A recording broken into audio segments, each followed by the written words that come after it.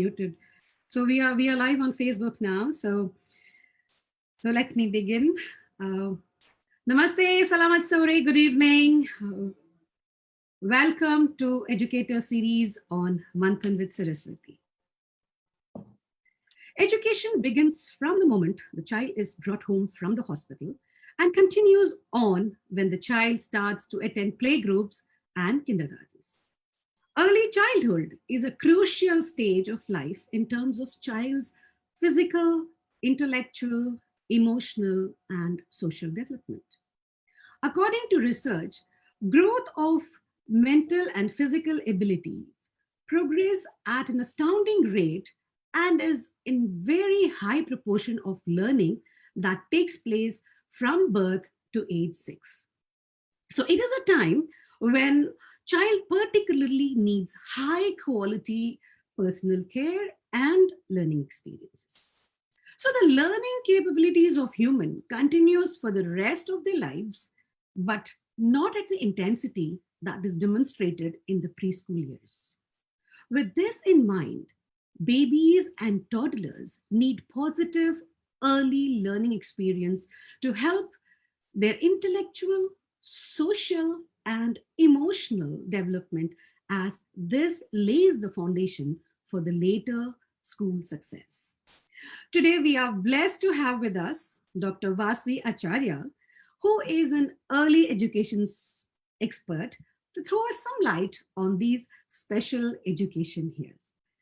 A very, very warm welcome to you, Dr. Vasavi, on Manthan with Saraswati. Thank you, Saraswati. I'm glad to be a part of this. Welcome. And allow me to introduce you to the audience, those who are watching us on Facebook Live and through Zoom. So to begin with, Dr. Vasavi Acharya is LLB and PhD, an early childhood education expert, edupreneur, social activist, mentor. Yeah, there she goes, it's there. Mentor, childhood right enthusiast, an author, a multi-awardee. That's not just that. Founder, managing director of Inner Eye Foundation Private Limited, Tender Pedal Preschool Chain, Vasu Talent Research Olympiad, Tender Daycare, Dream Catchers Foundation, and she's a founder chairman of Early Child Development Forum, D.N. Acharya Foundation for Children and Women Welfare, Child Education and Research Development Center. She has been working in this domain for early childhood education for the past 2 decades, it's a very long time. She is actively associated with NGOs and organizations working with children and conduct voluntary workshops with them. Her edupreneur journey is an inspiring story for many, and enabling a lot of men and women alike to start into their own edupreneurial ventures and plunge into their edupreneurial journey. So we are so glad, and I'm so happy to have you on my show, Vasvi. Thank you so much for giving in your precious time and being with us for this maybe an hour session with us. So moving on to our little program, what we have planned for you. So like I said, we are very lucky to have you once again. Let me tell you that it's an educator series, and welcome Dr. Vasavi once again on Manthan with Saraswati. Welcome. So to begin with you were 20. Hello, Vasavi, are you there? Yes, I'm there. Okay. So I'm starting it off. Yeah. So to begin with, your journey, you were just 24 years of age when you did something meaningful for your people in Guwahati. So will you please tell us about this journey of yours? And 24 then was pretty young to start a journey with it. Could you please tell us more about your journey? Sure, Saraswati. This is a very, very interesting question in the sense that this journey has been a very, very interesting journey in my life. I had studied in Delhi University. I was in Miranda House. And then, in 2002, when my mother called me back, because she was living all alone in Guwahati and my sisters were all settled outside of Assam. So she said that you come back to Assam and you stay in Guwahati. And so at that point of time, I decided that I would leave Delhi and come back to my hometown and also do something meaningful here. So that was like, I was definitely 24, then quite young. And I wanted to do my LLB at that point of time. So I was also thinking that I'll join my LLB and at the same time start a small preschool because I'm very fond of children. At that point of time, I barely had much training, but I was intending to do more training and then go with it, forward with it. And then I started getting trained in early childhood in Montessori. And I started this small preschool at my mother's place, which she, lent me to open the school because she also knew that I needed to be engaged in some way or the other. And she found that this is like an interesting thing to do. And as the journey came up, there were different things. There were a lot of learnings, a lot of interesting, things that came up with students, and this is how it started. It's all a small thing, but it actually bloomed into something big. So I'm sure when you started so young and you were not trained to be exactly opening up, your venture, which you called Sishuban. So what were the challenges you faced and to reach what you are today?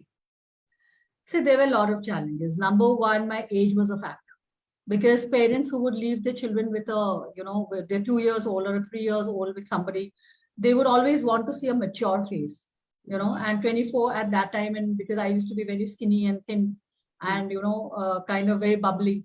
So parents kind of, didn't want to take me seriously at the very face of it. So that was one challenge. But then because of my expertise and because I gradually, started getting into the entire thing. And that was just even before we started, I took up my trainings and all of that. And the way I started working, probably they got that confidence back, in me. And they started actually relying on the school. And the second challenge I would say is about awareness of ECE. The early childhood sector still today, till date, is not so, kind of people are not so aware about what is happening in a school. So they are not really getting very aware and sending the children to school, but they just send it as something to pass time, the child is going. So that awareness, which was very less at that point of time in 2002, was another challenge because we had to create that awareness about early childhood education. And the third challenge I faced was because mine was a self-funded preschool, and I accumulated whatever fund I had while I was working in Delhi while I was studying as well. And so it started as a small venture. So when it started as a small venture, it was not a huge thing I came up with. So that was another challenge, because parents always wanted to see a full school setup and all of that. Right. So I had a small setup. I started with 6 students, but then from the next year, it started doubling and doubling. Yeah. See, that is what is the challenge you face and you accepted and you grew into, Sishuban. Then tell us about, you also have this chain of Tender Petals preschool. What motivated? Now you faced the challenge, you started and, you gained experience. How did that help you with the Tender Petals, preschool chain? The preschool brand. Yeah. What was your inspiration? What was your inspiration and what motivated you actually? See, now I'd say that I started at 2002, 2005. Let me go back, so that there is a kind of a connection. 2005, I got married. So, there was a lot of things like we had to balance our lives, all of that, work and life balance. 2008, I had my son. In 2009, I opened another branch of Sishuban because it was doing very well and everybody wanted, another branch in another place. So I was going quite slow about it. Till 2005 because I passed my law in 2005, and then I had to make a career choice whether I would be sticking to early childhood education or would I be practicing law.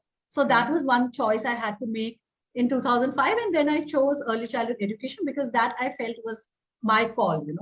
So I chose that and I stuck to it, and then because of other family things and all of that, it was taking a little time, but then the schools were running very well. So when in 2009 I came up with the other center, I was thinking about opening a brand in the sense that, in Northeast India, we actually needed something which was homegrown and which is a brand of a sort where we could give out centers to different places and different areas in the zone itself, and also in the region and in the whole of India. So what happened in 2011, a friend of mine, who was not exactly a friend, he was an acquaintance, who came and visited Shishubhan. And he told me that, I would want to take a franchisee of this school if you are providing a franchise. So I said, oh, this is something I've been thinking for last 2 years. And because my son is also very young, he was born in 2008, I thought that I was giving myself time. So from 2011, when he said that I'll take a franchise, 2 years I dedicated to complete research on how to come up with a brand, the curriculum, because I'm basically a curriculum planner, a curriculum designer as well. So I started working on the marketing, the brand, the brand positioning, the entire curriculum of it, and I started to develop a team. So in 2 years' time, we came up with this entire concept of Tender Petals, and in 2013 we launched Tender Petals, and this is how the whole thing came up in 2013. So can we say that Tender Petals was the one which led into the edupreneur journey of yours? And you also launched your, you have this IIEM, which you launched also. IIFPL, yeah, that's a company. So IIFPL is a parent company.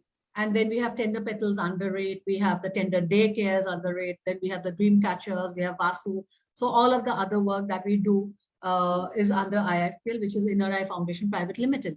Now, you can say that this is the start of my edupreneurial journey in a big way. But otherwise, when in 2002, I started Shishubhan, that in fact was also a part of that small edupreneurial journey. It was with one center, and then 2 centers came up. So I think I started long back, but in 2013, I started with a major, backup support from my own learnings that I had in all these years. Great.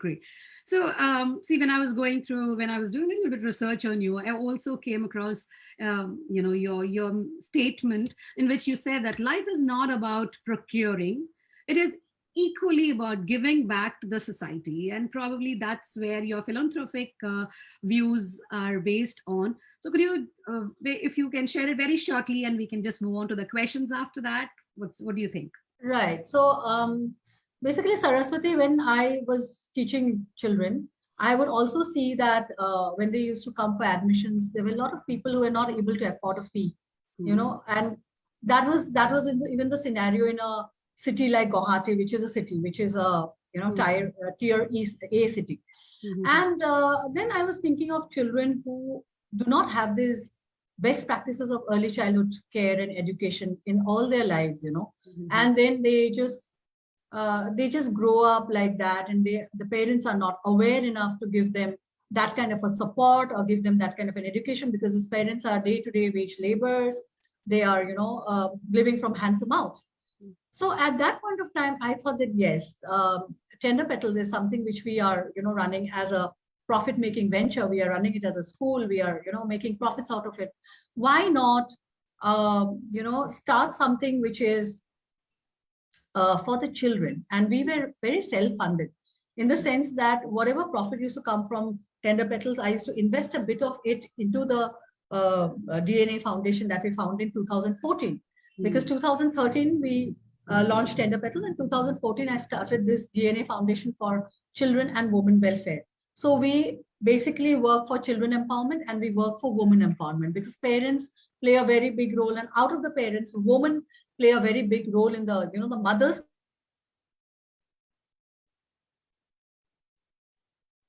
Vasvi, your video is stuck. Hello. Can you hear me? Hello. State. We lost you for a while. But now it's okay. Carry on, please. We did lose you for a while. We couldn't hear you. Okay, so this is how the philanthropic journey started, and we have been doing work in different parts of the state, and this is how it is going on. Yeah, wonderful. In Hindi, we say "Paropkar sabse bada dhan hai," So I think you are leading us, with an example of how philanthropy can, now it's a big term in corporate world, people talk about various activities, and you are doing it, right from the beginning of your career. So it's wonderful to know about it, and we're so happy to have you again on the show with such amazing thoughts for helping the society and helping the people who really need, to be the little ones to be educated. Very wonderful. So now moving on to our session where I will be asking questions related to your experience and as an early education expert. So my first question to you: are you ready for it, Vasavi? Hello, hello, hello. There is some telecommunication which is happening, which is kind of Vasavi. Hello, hello. This is live on Facebook, but I think we are having a little technical error here. Vasavi, can you hear me?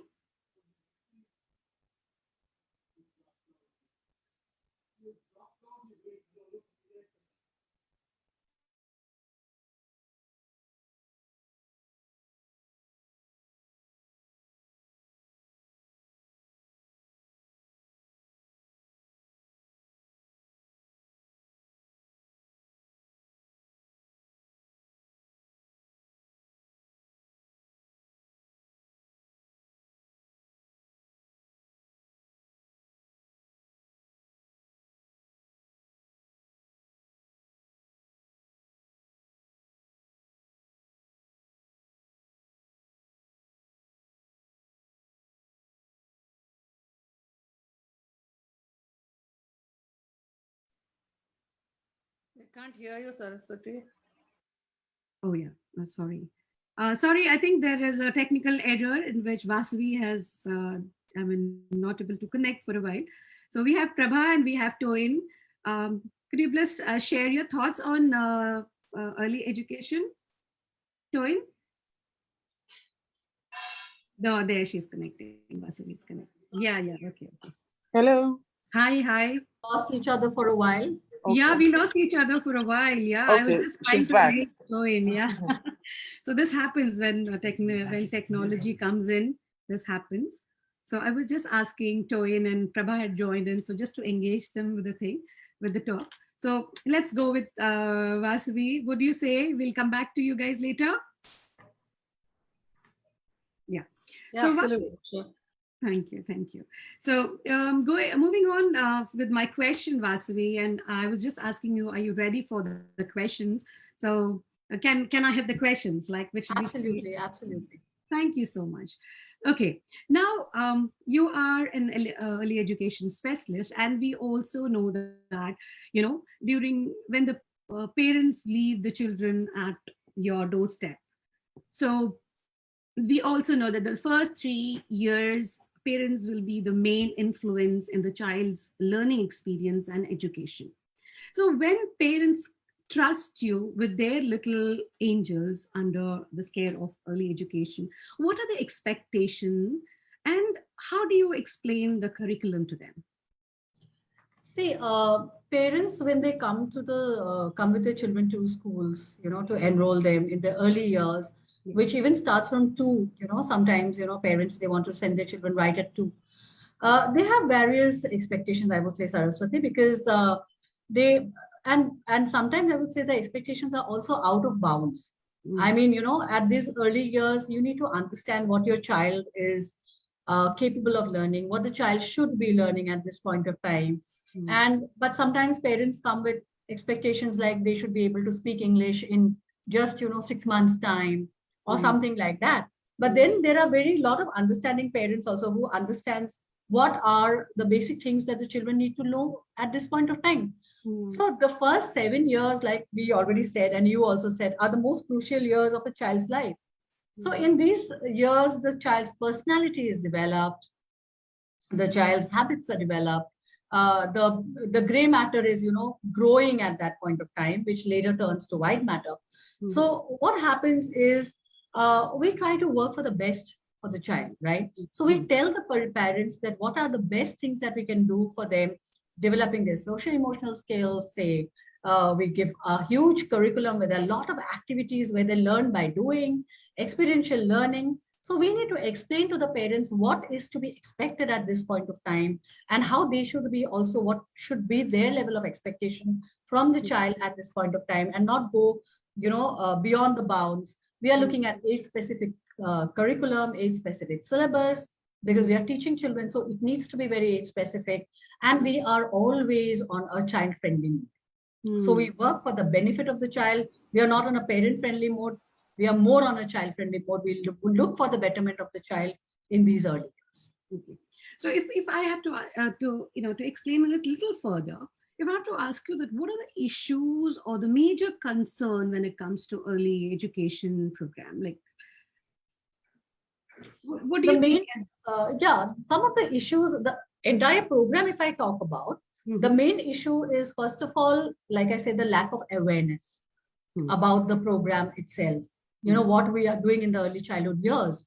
So that is why I said that when there's a lack of awareness, there are different set of expectations that come with it, right? Yeah. The second challenge that I would say is untrained facilitators, because many times the facilitators in these years who are teaching children in these early years need to be really well trained. And they need to have a lot of soft skills. It is not about a B.Ed or an M.Ed. It is about getting into the child, being a child on their own, and then trying to, facilitate the teaching. So here, sometimes the lack of proper training is a huge challenge. Okay. The third challenge I would say is sometimes the facilitators who are teaching children in the early years are not so serious about their job. So when we hire, we always say that, there are lots of things to do in the market. You can take up any other job. But if you are into the early childhood sector, be very serious about what you're doing, because these first 7 years, you are going to mold the child. Yeah. And this is what is going to stay as a bedrock for the entire life of the child. Exactly. Right? So it is very important. And these are the few challenges I feel, one is from the parents' angle, sometimes from the educators' angle. And these are particularly the challenges I feel more. Okay. So when we talk about the educators, they need the training and all that. Do you, in your tender petal school, do you even do you train the people who are applied for job or the tutors? Do you train the tutors before you hand them over? To the kids? Absolutely, absolutely. Without training, nobody goes into a center. Definitely. Yeah. Sure. So what we do, we have these intensive trainings. We have a lot of training on the child, psychology, soft skills. We have SEL trainings, all of that we do. And also we train the educators to keep themselves motivated. Very important, because working with children in the early years requires a lot of self-motivation, a lot of enthusiasm on the parts of the educators, because handling children in the early years is not easy. It is not like grown-ups, come here, open your book or take out this chapter, read. It's nothing like that. It's going to be a day which you cannot plan a day in an early childhood center. You cannot plan a day in the school. So the facilitators in itself, they need to have very strong socio-emotional skills of their own, and then they can actually teach. So we teach a lot, we train them a lot, we motivate them, we orient them. So we have our orientation programs as well from time to time. Yeah. Okay. I think what you just said has, leading me to the next question. We know that, the children of the age which your group handles, it's early childhood, they need constant interaction between the teachers and the students. They need to be close together. So that's to my next question. So we as educators know that it is essential that the environment a child is placed during these early years should be positive and intellectually stimulating as possible. And you said that the educators have to be self-motivated, and it's a selfless service which needs to be provided when it comes to little children or children in general. So my question to you is, during pandemic, when when the whole world was closed and we were all on the virtual world, so what were your 3 main strategies which you applied or implemented or followed to keep the learning interesting and happening, because it was happening virtually? So whatever was your 3 main strategy which you would have applied? Saraswati, I would say the first thing is when the pandemic hit and schools got online. With little children, it became very difficult. Number one, we were in fact thinking that how would we conduct classes, and it came to a halt in the beginning. Just when the pandemic started, the schools were shut down. The higher classes started operating online. They got into the online mechanism. But for the lower classes, I mean, for the preschools, it was really difficult. But when we got a hang of it, like, when we understood that, okay, we can do a Zoom or we can do a WhatsApp or, get connected, we started, number one, collaborating with the parents. Because this is where parent collaboration worked big time, because these children are too young to handle any kind of a device, right? So we needed the parents who would help them with the device, sit with them through the class. So here, for the first time, I think parent collaboration worked in such a fabulous and fantastic manner, right? So parents were very, very eager because they didn't want their children to lose these days, because every day in a child's life is important, right? So parents started collaborating. That was one very, very big, I would say, asset which came up at this time. And we are still collaborating with parents now, even when the schools are open, because they got into that whole structure, Number two was training the teachers. We trained the teachers to go online very smoothly, to maintain a connect. Now, see, I have not met you ever, right? But we have a connection. So we can build a connection. If we wish to, we can build a connection, right? Yes. So I told the teachers that they had difficulty. They told me, ma'am, it is so difficult because children are not, they are very, they have very less attention span. They are like 2 minutes in the mobile and, or, in the device, and they would move away. I said, no, you have to be consistent. You have to be consistent. You have to build that kind of a one-on-one with the children, and that is going to work. And it worked wonderfully. At the end of 3-4 months, first initial months were very difficult, but at the end of 3-4 months, the children also got into the mode, and it worked wonderfully.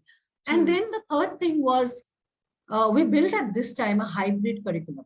Now nothing is going to be only on offline, but we would also do things online, so that children who don't learn right at that moment can look into the curriculum later and then learn. So we started developing a hybrid curriculum.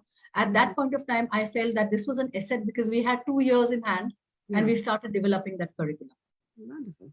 Wonderful. I think, it is always said that, in Hindi, we have a very famous poem, Koshish karne walon ki kabhi haar nahi hoti, So if you are really when you work hard, and there's nothing that you cannot achieve. And I think parents joining in to help the children and to get the education system online, I think the 2 years what you people have given is true hats off to you people. And we need to give you a big applaud for doing this and engaging the little ones to keep the journey of education, learning in progress, and they are not stopped for any matter. No obstacle can stop them, right? So my next question would be like, constructive play is characterized by building or creating something. Toys that encourage this type of play are simple, like puzzles or building blocks, easy craft activities, and puppets, right? So what we know that, each child learns differently. You don't have a set pattern, like you have said that you have the hybrid curriculum with you, but then each child is going to be different, and then each child learns it differently. So what, in your experience, is the best way an early education learners to engage in? Like you said you have developed a new curriculum, like hybrid curriculum you developed. So what, according to you, would be in your experience is the best way early learners engage in? See, I would say that we have to keep it mixed, a mix of, we call it VAC, the audio, visual, the audio, and the kinesthetic. When we talk about kinesthetic, it's experiential learning by doing, right? And there are people who are audio, who listens, and then they can take instructions and they understand the concept.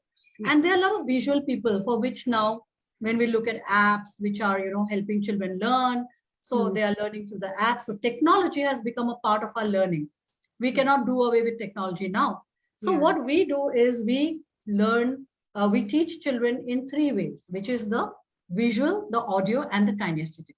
Kinesthetic is learning by doing. So there are a lot of projects. They involve in a lot of team building activities, teamwork. So and then it's hands-on learning. So they are getting into the entire thing, right? So that they understand. Now when you're working with a child who is very young, you do not know whether the child is visual, audio, or kinesthetic.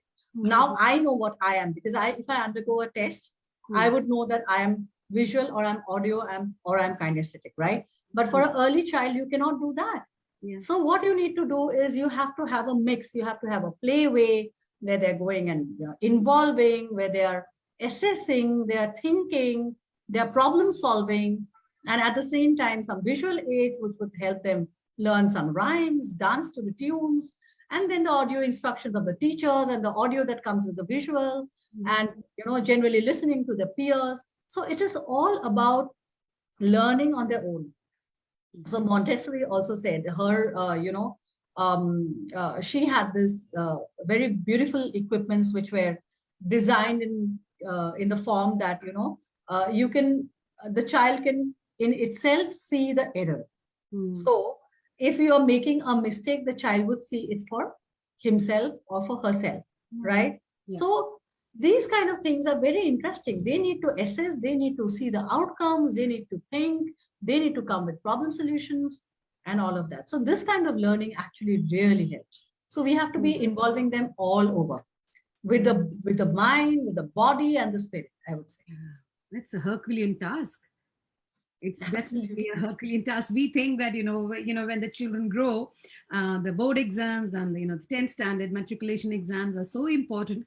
But that's what we also discussed, that, what the children learn from this age, like from the 0 years to 6 years, is so very important. And that's kind of a building block for their future education. And keeping the three, it's pretty challenging to, to understand the three different types, the way they learn, and to bring them into the picture and to train them and to get them to a level, head start. That's, I think it's amazing to, Okay, one more question, which really, like you were telling that, the children, when they come in and in older classes, like say, when they start understanding what it is, you say, hey, come on, you come here, do this, sit down, do this homework, keep quiet. Now, this is your exam time. This is your test time. This is your play time. So the discipline is a very different, difficult terminology for the toddlers, the early education, age goers. Discipline becomes like, they don't know what discipline is. So how do you interpret it for the little ones? And how well do you follow it? How does this concept of discipline approached, or another way to just sum it up, it would be like, how is the concept of discipline approached in the early years? See, this is a very interesting question, I would say, because, we do not resort to any disciplinary means, in the sense that, no schools allow any corporal punishments. We would not do that. Sometimes parents say that, do whatever with my child, make him disciplined. I'm leaving the child to you. You make him or her disciplined. So they would come up with dialogues. Oh, treat them as your own child. Beat them up also if required. We will not do any of that. Discipline basically comes from your socio-emotional learning. If a child is able to handle emotions, if a child is able to handle the tantrums, if the child is able to handle, turns, like, because, in nuclear families, all the children think that they are the center of the family, right? So they do not know how to take turns. They do not know sharing and caring. So discipline is basically that. Discipline is develop, getting up early, coming, going, all this develops as your awareness about yourself increases. So how do you increase your awareness? It's by mindful activities. We do a lot of mindfulness activities where the child is made to observe what is nearby, feel, be in the present, not be, somewhere in a virtual world and lose themselves. So we have a lot of mindfulness activities. We do not teach them discipline as per discipline. Today at 7 o'clock, you need to get up, you need to be here, right? So what happens is we need to make them lot mindful. We need to do a lot of socio-emotional learning with them, where they are learning self-regulation, where they're learning discipline. And then, since we have a structured curriculum, Mhm. They come into the school, they do this at this particular time, and they play and so they generally develop a body clock. We call it a body clock also. Sometimes body clock is about actually doing things at the time where it needs to be done. It's not about discipline, but then, humans develop that over a particular time. So I feel that mindfulness activities and social emotional learning activities are very important to get in the discipline into the child. And also we have the behavior charts. If a child is behaving very well, we put them up in the behavior chart. So they're very happy. Oh, today I've been a great child. Oh, today I'm the best. So, we don't compare, but we try to give them that motivation to become better. So that is how they believe come into a discipline and a structure in their lives. I hope that answers your question. Okay. Right. Yeah, yes. One more question which I would like to ask you is when the educators are involving with the kids, like you said, of course, no corporal punishment and no being very harsh to the children and all that. Do just with your experience, I mean, do all the children reciprocate to this kind of love and tenderness all the time? Like, what's your experience been like? I mean, have they always been kind, or there are moments when you have to tell them that, boss, you're not right, this is not right. So how do they take it? Like, how do they? See, children, they come from different backgrounds. And what happens is in the early on, when the child is born and they come to school when they are 3, say, ideally when they are 3.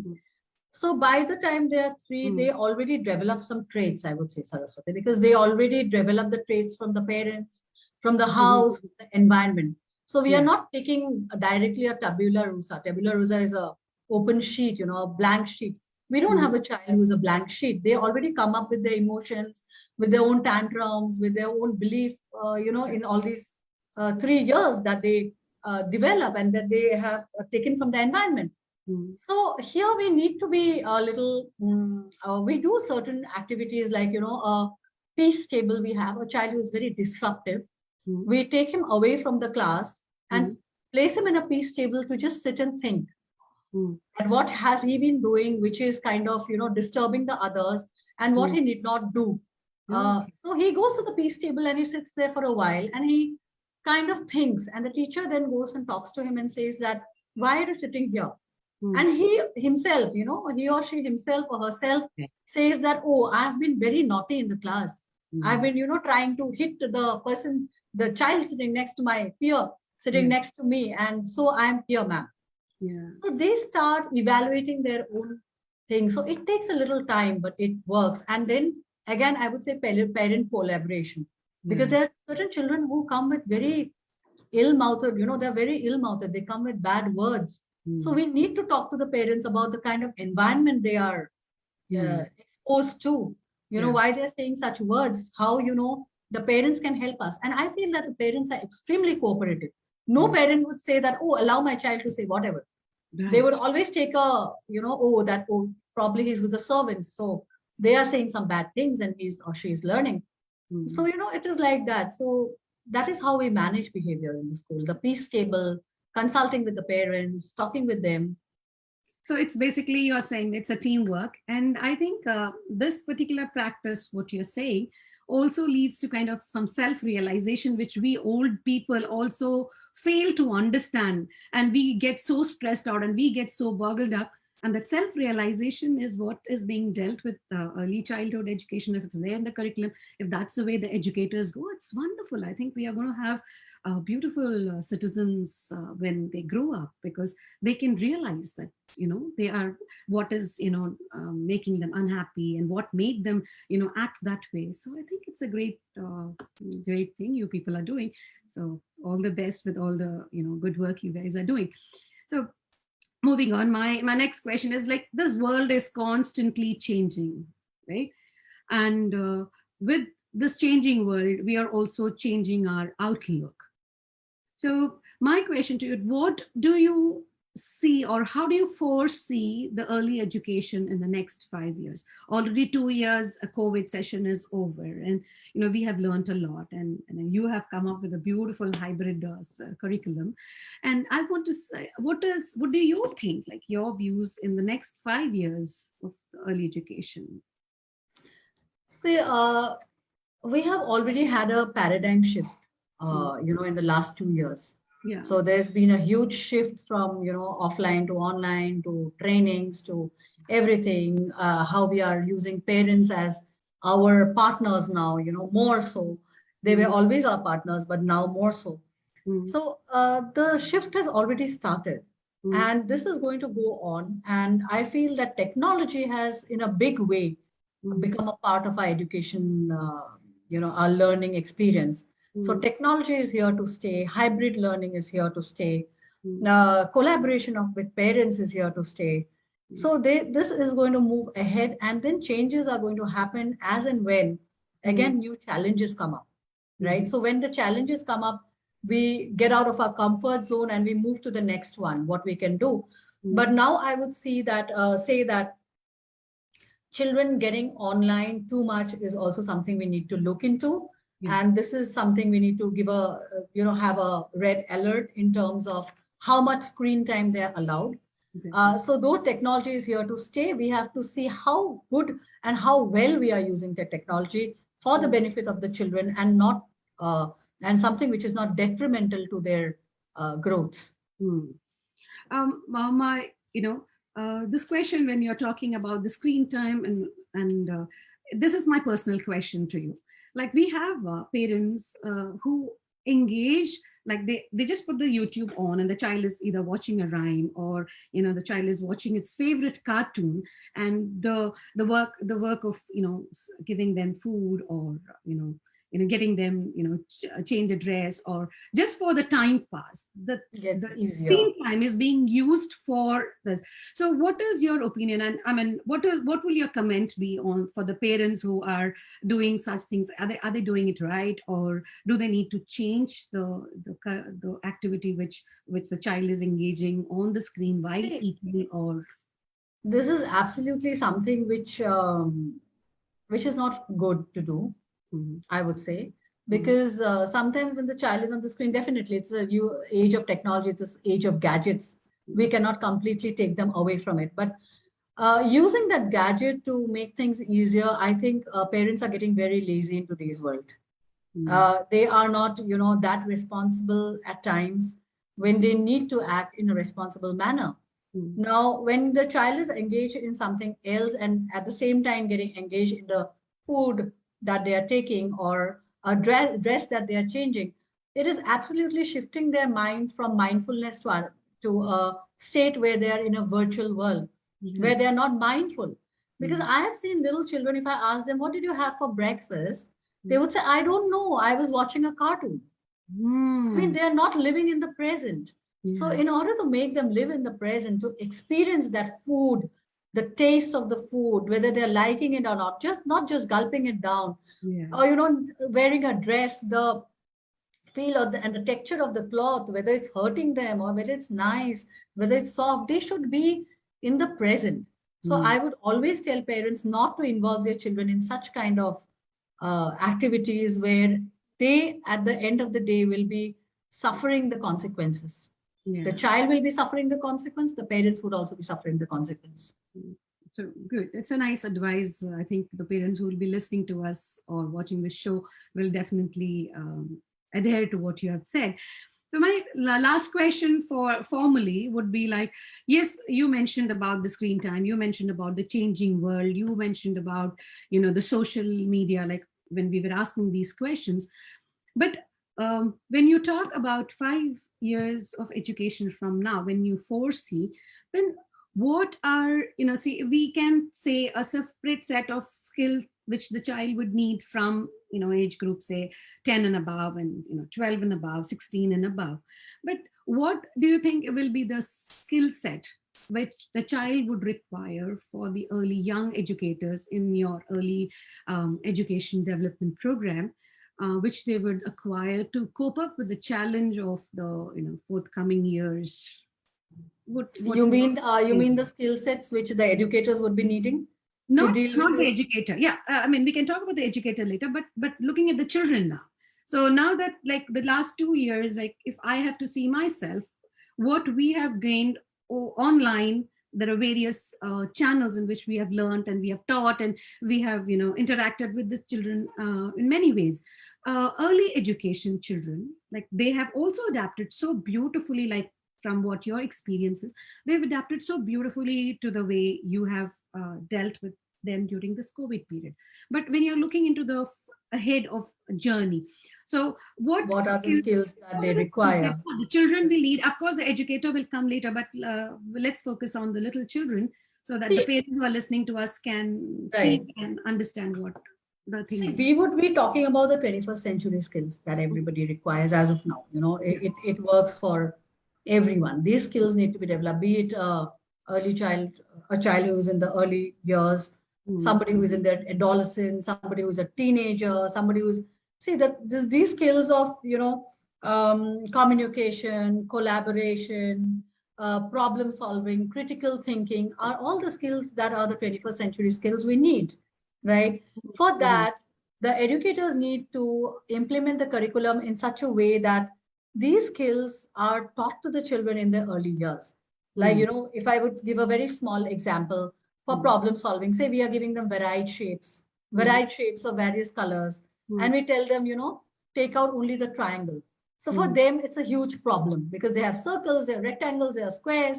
Mm. So they take out all or the triangle only in yellow color, right? Mm. So they're going and they're solving a problem, right? So they need to be given critical thinking skills. When we say storytelling, nowadays, when we are doing storytelling, we Mm. do not give the end of the story to them. We tell them what can happen next. Okay. What can happen next? So Mhm. that gives them the scope of critical thinking. They would think what can happen. Why Mm. did the capsular get the caps back from the monkeys? Yeah. Yeah. Right? So Right. they think critically. They Mm. solve problems. Storytelling is another big way of solving problems. Mhm. So they are engaged in such curriculum where they are communicating, they are thinking critically, they're problem solving, they're collaborating with each other. One is saying something, the other works as a team, and they come and they build up team. So it is not about a group discussion when we talk about a team building. A team Mhm. can also build in the early years when they're doing a small project like a farm project, or they're Yeah. just doing farm animals, or they're doing, you know, all the sea animals, right? Mhm. Mhm. So they can build up. So these are traits which start from the early years. They start early on, and they take shape. They are they are the neurons that finally shape up to give them that kind of capacity to collaborate, to be mindful, to be creative, to have perseverance, then to use critical thinking and flexibility, most important, because we need to be extremely flexible. We have Mhm. seen the changes. We were shook out of our comfort zone. Only the Yeah. flexible, only those who could adjust could Yeah. actually survive. Yeah. So the survival skills, the 21st century skills, all Mm. of these, the socio-emotional skills come under all of it. So ultimately, the survival of the fittest who can acquire this. Yes, yes. Okay, now I think we have done a lot, and you have been teaching for 20 years. Okay, this is just a personal question which you would like to share. See, with the 20 years plus which you are putting on to this early education system, what was your best memory? I mean, you will have, of course, a lot of memories, and it'll stored all here. So if you can recollect just one, any one incident as a childhood expert, an early childhood expert, what would you share? Like just like that. My best experience, so to say, was once in a teachers' day when I visited the school, Mm. and the children were waiting, with the flowers. Mm. Yeah, so we do not encourage them to encourage the parents to bring any gifts. We would just say get a card handmade or get Mm. anything. They came with a lot of flowers, small, small flowers, whatever they had in the house, probably. So a mixture of flowers, and I had this hair tied up, so Mm. I had the clutch there, Mhm. Mhm. and I started putting all the flowers on my in Yeah. that tied Mhm. up hair, and then, when they started giving and we were hugging and taking the flowers, and I was like happy and just pluck, those flowers I had put into my Mhm. bun. And then I saw when it was done, my hair was full of varied colored flowers, just like these children. Yeah. And that was one moment when I felt a lot of peace, a lot of happiness. Because these children were like those flowers of different colors, of different sizes, of Mm. different ways. They all have their own beauty. They have their own, fragrance, their essence. So it Yeah. was like, I got all of them into my bun, and it was like the best time I think I had in my one of those most memorable out of the many memorable moments. But this is one of the most memorable moments I feel. I can truly understand that when this happens, like in you as an educator, you as a trainer, you as an edupreneur, of course you have various experiences, and I'm sure, thank you for sharing this beautiful one where you have, alag alag rang ke, alag alag jati ke, alag alag fool, gets into a thing, and that becomes like a bagicha, for that. So it was, I think we are towards the end of the program, and we are so happy to have you on the show, Dr. Vasvi. And you have taken out your precious time, and you have come for On Mantran with Saraswati. We're very grateful, and I'm hoping you and wishing you for still more success, and into your career, and your philanthropic activities to grow. And thank you for being a part of it. But before we say goodbye, and we would like to hear some last few remarks from you. And we have Prabha with us, and we had one more Toin was with there. yeah, Yeah, we Joy lost was, yeah, we lost her. But it was wonderful having you on the show, and I really wish a lot of success to all your educational journey. And thank you for being with Thank you so much. Thank you so much. Saraswati. Thank you, Vasavi. Thank you, It's a wonderful. Saraswati. And yeah, I would say that, parents should treat their children like they are unique. Every child is unique, and they should never compare their children.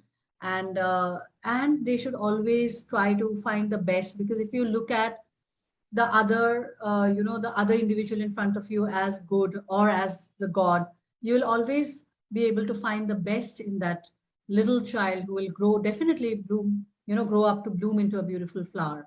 So that is my message. And thank you so much for having me here today. Thank And it you. was really lovely to interact with you. It was really lovely to have Prabha Toin here. Yeah. And thank you, Saraswati. Thank you Thank so you much. so much. Okay, now if before we finish, just we'll give a moment for Prabha. If you have something to say, Prabha. Yes, good afternoon, ma'am. Good afternoon, Saraswati. Good So afternoon. nice of you, Saraswati. You're doing such a wonderful job, and Dr. Vasavi, just amazing. And my thoughts exactly whatever you have said. It's so beautiful. Congratulations and best wishes to you, and let your journey continue. Along with Saraswati, I was in Jakarta also, and we were living. Saraswati, can you put a slot, say maybe 2 minutes, Yeah, for just to share? sure, go ahead. I mean, Vasvi, it depends upon Yeah, Vasvi. yeah. 2 minutes, Vasvi. Yeah, go 2 ahead. minutes is okay? Yeah. Yeah, 2 minutes. Fine.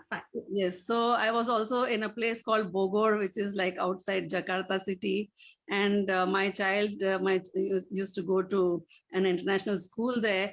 And as parent volunteers, it was just so amazing how much I learned over there. Along with my children, I also grew up there.